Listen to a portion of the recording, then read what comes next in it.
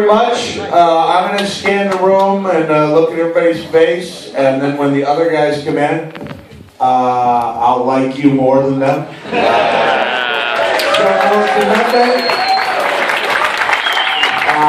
It really is going to be. It's going to be a great game. There are shows, and then there are shows. All right, and this is going to be my favorite for a couple reasons. You'll find out along the way. But really appreciate you being part of this. I love doing this stuff, man. It's like as close as I get. I don't know where. Let's take a couple questions now for the special people here. In case we got. Some of them are more special than others. Yeah, that was what I was going for, fella. Cheers for that. If ever someone that doesn't understand a joke, he'll be like Sky Plus. You know, he'll do +1.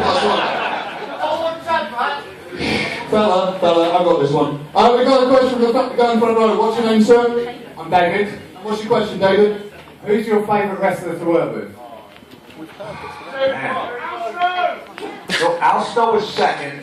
Was everyone else tied for first?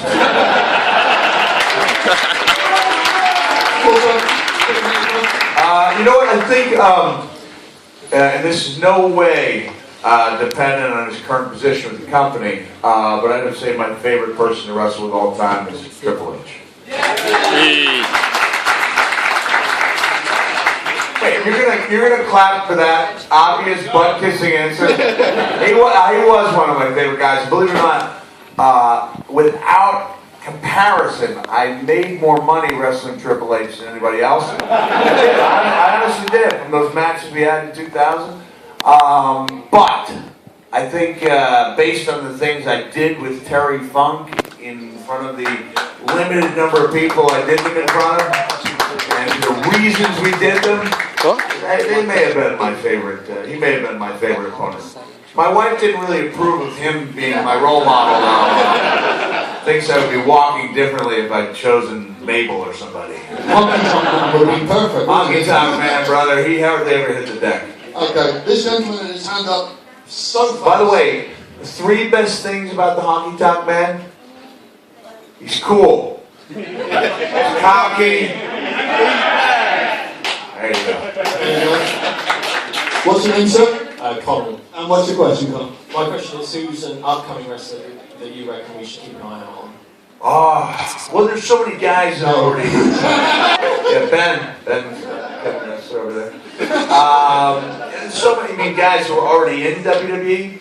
Well, like the Shield, right? I mean, just top, kind of. Like, you guys aren't sure. Apparently, you don't know as much about wrestling as you think you do. Those guys are awesome, and I think once Cesaro really learns to embrace the yodeling, you either yodel or you don't, It's like Mr. Miyagi said, you stand on one side of the road, you're okay.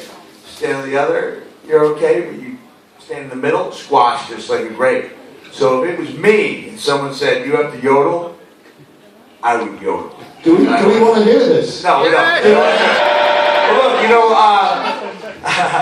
look, you guys know Sweet Tea literally killed people any more than I literally died in the deathmatch tournament. But he devoured people, and then all of a sudden he's put in a position where he's asked to wear ladies' undergarments on television. And he told me he had to make the choice between stopping it, just saying no and realizing his career was over, realizing he could never go back to teaching, or embracing it. And he really embraced it, and now he's got another career as like a humorous figure, and then he can always come out of that as a killer again. So you either do something all the way. So I'm going to tell Cesaro to work on his yodeling, and maybe see if Jim Johnson can't come up with something more along the lines of Hocus Pocus by Focus.